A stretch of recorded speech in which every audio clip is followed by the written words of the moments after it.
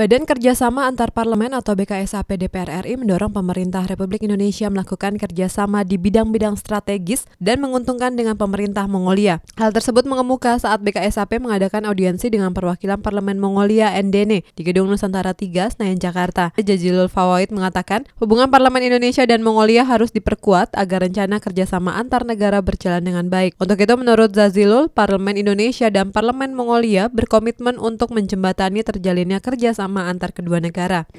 Kan Indonesia selalu kurangan daging, Mongolia ada daging. Aturannya cocok nggak regulasinya? Gitu. Karena sementara ini Indonesia ini dalam regulasi soal daging ini kan country base. Jadi dari negara tertentu saja karena dianggap negara yang lain itu tidak memenuhi syarat.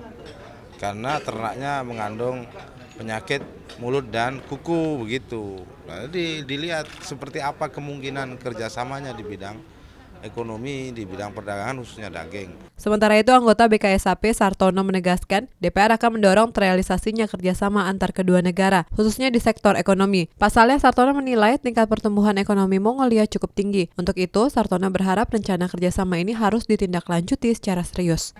Ya, ada penguatan daripada sektor bisnis. Ya.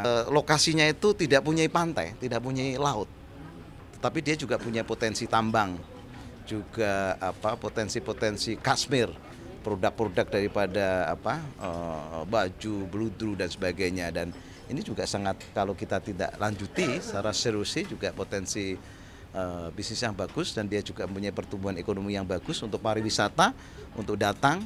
Hilman dan Ade, TVR Parlemen melaporkan.